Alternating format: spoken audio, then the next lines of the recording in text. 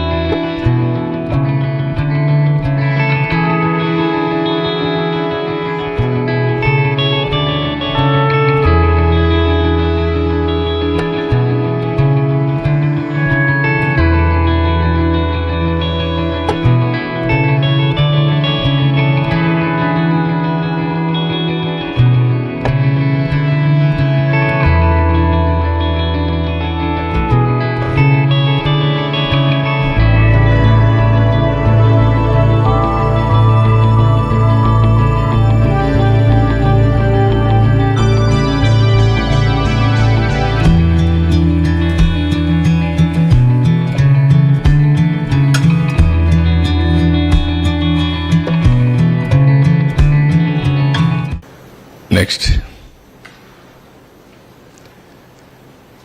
ఈరోజు చరిత్ర తలుచుకుంటే బాధ, చేసిన కష్టం టోటల్గా వృధా అయ్యే పరిస్థితి వచ్చింది. అది చూసినప్పుడు అట్లనే మనస్సు ఏమాత్రం కూడా నిగ్రహం చేసుకోలేని పరిస్థితి వస్తుంది.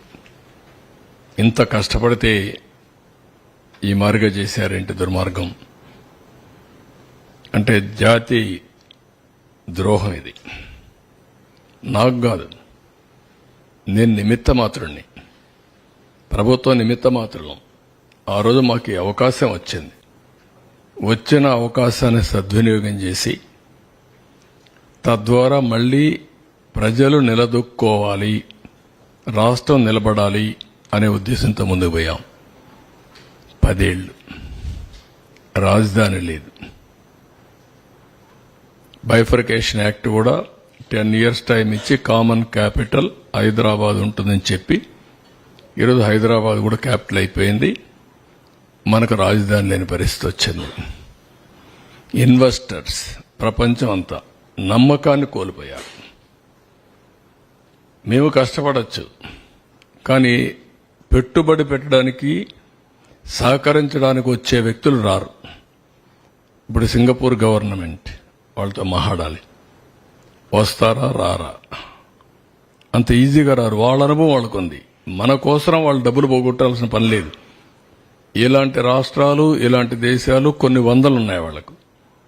ఆ దేశాల్లో చేసుకోగలుగుతారు ఏదైనా హెల్ప్ చేయాలన్నా. మనకే చేయాల్సిన అవసరం లేదు.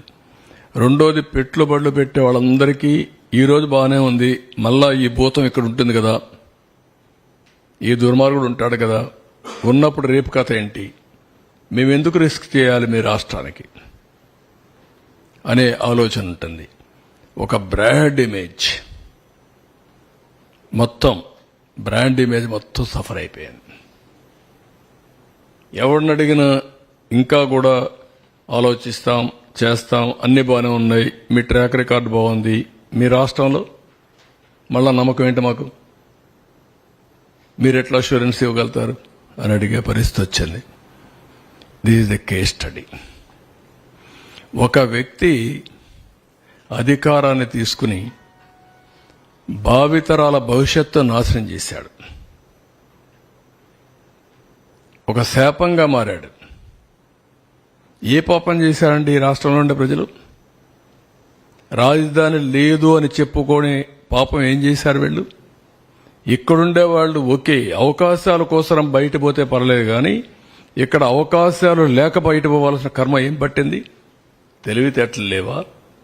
ఇక్కడ వనరులు లేవా? ఇక్కడ అవకాశాలు లేవా? ప్రపంచంలో ఉండే ప్రతి ఒక్క వ్యక్తి ఇక్కడికి వచ్చే అవకాశం ఉంది. గోదావరి, కృష్ణ, పుణ్య నదులున్నాయి, బంగారు పండించే భూములున్నాయి, రైతాంగం ఉన్నారు.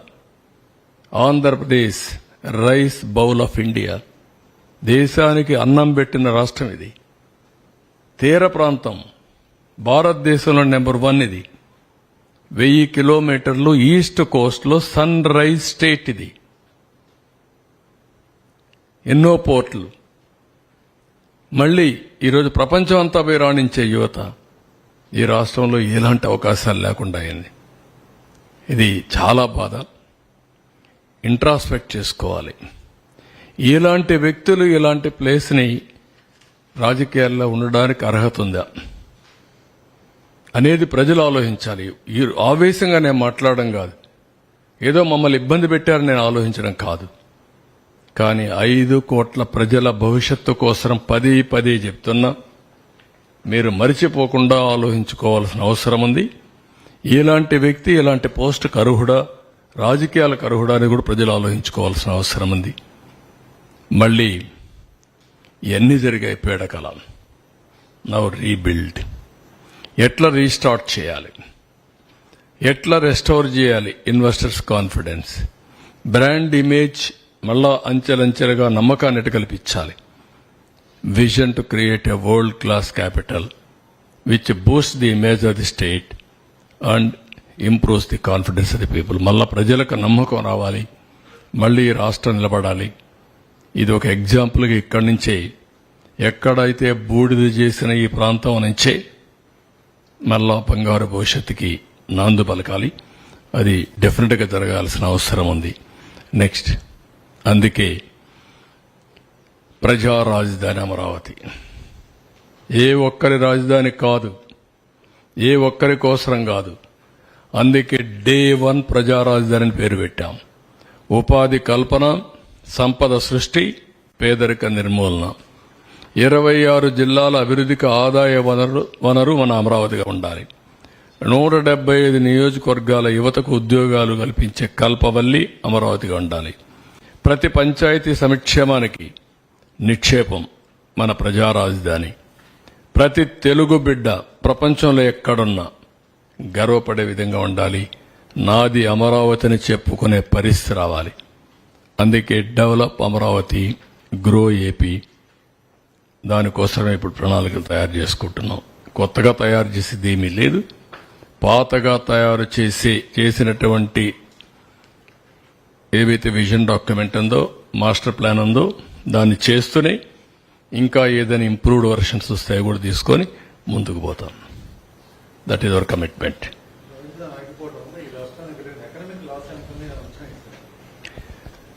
అందుకే నేను ఒక మాట చెప్పాను, ఎంత అని చెప్పలేకుండా ఉండే పరిస్థితి. ఒక్క విషయం మీరు చూస్తే, ఆ రోజే ఎకరా 10 కోట్ల రూపాయలు అమ్మే పరిస్థితికి వచ్చింది. అక్కడి నుంచి భూమి అడిగేవాడే లేడు. ఒక ఎకరా 10 కోట్ల రూపాయలంటే చుట్టుపక్కల అన్ని భూములు మీరు లెక్కేస్తే ఈ 5 ఏళ్లలో అమరావతి ఇదే మరిగా పనులు జరుగుంటే ఇక్కడ భూములు అమ్మిన వాళ్ళు బయట భూములు కొనడం మొదలు పెడితే ఇది ఒక సైకిల్. మొత్తం హైదరాబాద్లో డబ్బులు సంపాదించి ఆదిలాబాద్లో భూములు కొంటున్నారు. మారుమూల ప్రాంతంలో భూమి వాల్యూ పెరిగింది. ఎందుకు పెరిగింది? ఇక్కడ డబ్బులు సంపాదించిన వాడు ఇక్కడ పనిచేస్తూ ఆదిలాబాద్లో ఫామ్ హౌస్ కట్టుకొని అక్కడ శుభ్రంగా వీకెండ్ పోయి పనిచేసుకుంటూ మళ్ళా వచ్చే పరిస్థితిలో ఉన్నారు. అదే అభివృద్ధి, అదే సంపద సృష్టి. రెండోది, ఇక్కడ ఈ 5 ఏళ్లలో వచ్చుంటే నాలెడ్జ్ ఎకానమీలో కొన్ని లక్షల మందికి ఈ బిల్డింగ్లన్నీ కట్టిన తర్వాత 50,000 కోట్ల రూపాయలు ఖర్చు పెడదాం అనుకున్నాం. 50,000 కోట్ల రూపాయలు ఖర్చు పెడితే దాంట్లో రీసైక్లింగ్లో మళ్లీ ప్రభుత్వానికి ఆదాయం ఒక 20-30 వేల కోట్లు వచ్చేసేది.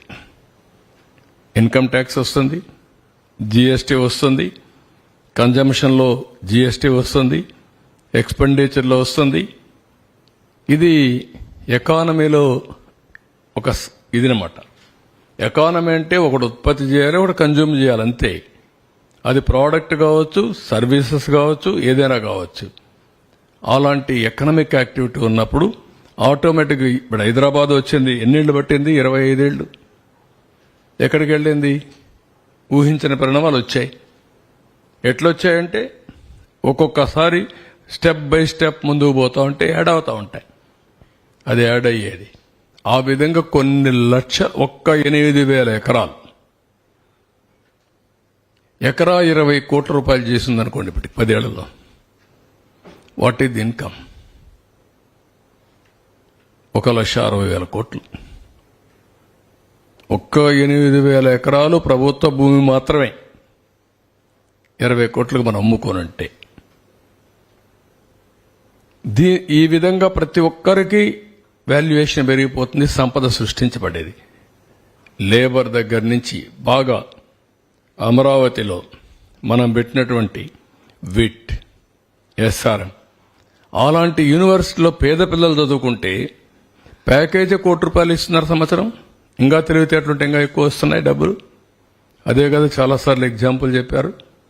అలాంటి one of the world class institutions ఇక్కడ తేవాలని, ఇండియాలో ఉండే టాప్ 10 ఇక్కడ రావాలి యూనివర్సిటీస్, టాప్ 10 కాలేజెస్ రావాలి, టాప్ 10 స్కూల్స్ రావాలి, టాప్ 10 హాస్పిటల్స్ రావాలి. దట్ ఈస్ ది స్పిరిట్ మనం తీసుకునింది. దానికి ఏమి ఇస్తున్నాం? కొంత ల్యాండ్ ఇస్తున్నాం, వాళ్ళు ఇన్వెస్ట్మెంట్ వాళ్ళే పెట్టుకుంటున్నారు. దానివల్ల ఈరోజు ఎస్ఆర్ఎం ఉంది. 20,000 మంది పిల్లలు చదువుకుంటున్నారు. దాంట్లో సగం మంది అన్ని రాష్ట్రాల నుంచి వచ్చారు. ఏమైంది? అన్ని రాష్ట్రాల నుంచి పిల్లలు వచ్చి మన పిల్లలు చదివే కొందికి ఇంటిగ్రేషన్.